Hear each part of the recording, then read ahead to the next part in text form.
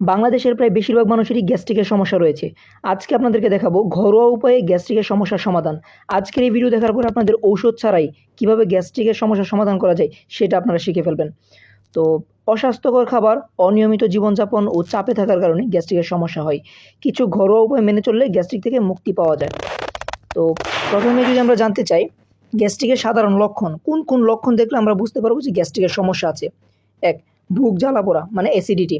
তারপর হচ্ছে টক ঢেকুর ওঠা, পেট ফাঁপা ও গ্যাস, বদহজম ও অস্বস্তি, পেট ব্যথা, মরুম ভাব বা বমি বমি ভাব, ক্ষুধা-মন্দা। এই সমস্যাগুলো বা এই লক্ষণগুলো দেখলে আমরা বুঝতে পারবো যে গ্যাস্ট্রিকের সমস্যা আছে। এখন হচ্ছে গ্যাস্ট্রিকের সমস্যার প্রধান কারণটা কি সেটা আমরা আগে জেনে নিই যে কী কী কারণে গ্যাস্ট্রিক হইতে পারে। এক হচ্ছে বেশি তেল বা মশলাযুক্ত খাবার খাওয়া। তারপর হচ্ছে খালি পেটে থাকা, মানে বেশিক্ষণ খালি পেটে থাকলে, অতিরিক্ত চা, কফি বা ক্যাফিন পান করলে, তারপর হচ্ছে স্ট্রেস ও দুশ্চিন্তা, ঠিক আছে।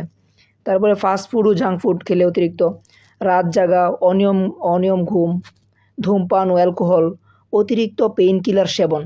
তো এইসব কারণে হচ্ছে গ্যাস্ট্রিকের সমস্যা হতে পারে। এখন আমরা জানবো ঘরোয়া উপায়ে গ্যাস্ট্রিকের সমাধানটা। আদা হজম শক্তি বাড়ায়, গ্যাস ও বমি ভাব কমায়। আদা চা বা কাঁচা আদা চিবিয়ে খেতে পারেন। তারপর হচ্ছে 2 নম্বর জিরা পানি হজমে সাহায্য করে এবং পেট ফাঁপা ও গ্যাস কমায়। 1 চা চামচ জিরা 1 গ্লাস পানিতে সিদ্ধ করে সেকে পান করুন। তারপর হচ্ছে কলা অত্যন্ত গুরুত্বপূর্ণ। পাকা কলা পেটের অতিরিক্ত অ্যাসিড কমায় ও পাকস্থলীর লাইনিংয়ে রক্ষা করে। প্রতিদিন 1 থেকে 2টি পাকা কলা খান। তারপর হচ্ছে ঠান্ডা দুধ পাকস্থলীর জ্বালা কমাতে সাহায্য করে, গরম দুধ নয়। দিনে 1 গ্লাস করে পান করতে পারেন। তারপর হচ্ছে মৌরি পেট ফাঁপা, গ্যাস ও বদহজম কমায়। খাবারের পরে 1 চা চামচ মৌরি চিবিয়ে খান, ঠিক আছে। এগুলো হচ্ছে ঘরোয়া উপায়।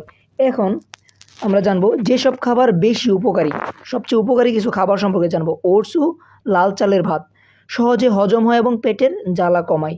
তারপর হচ্ছে হালকা সিদ্ধ সবজি হজমে সাহায্য করে।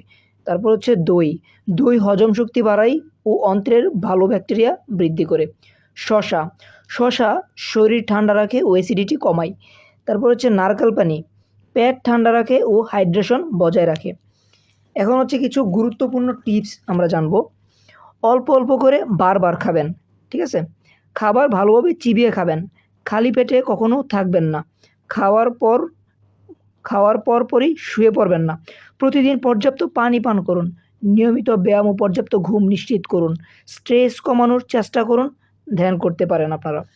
তারপর হচ্ছে যেসব খাবার এড়িয়ে চলবেন, অতিরিক্ত ঝাল ও মশলাযুক্ত খাবার, মানে তারা হচ্ছে পেটের জ্বালা ও অ্যাসিডিটি বাড়ায়। তারপরে ভাজা পোড়া খাবার হজমে সমস্যা করে ও গ্যাস বাড়ায়। কোমল পানীয় ও সোডা অ্যাসিডিটি বাড়ায় ও পেট ফাঁপা করে। অতিরিক্ত কফি ও চা পাকস্থলীতে অ্যাসিড বাড়ায়। চকলেট ও ফাস্টফুড গ্যাস্ট্রিকের সমস্যা বাড়িয়ে দেয়। সর্বশেষ, উপরের ঘরোয়া উপায়গুলো সাধারণ গ্যাস্ট্রিক সমস্যায় উপকারী, তবে দীর্ঘদিন সমস্যা থাকলে, ব্যথা বারবার হলে, বমি হলে বা ওজন কমে গেলে অবশ্যই চিকিৎসকের পরামর্শ নিন বা ভালো একজন ডাক্তার দেখান। গুরুতর লক্ষণে অবহেলা নয়, দ্রুত চিকিৎসা নিন।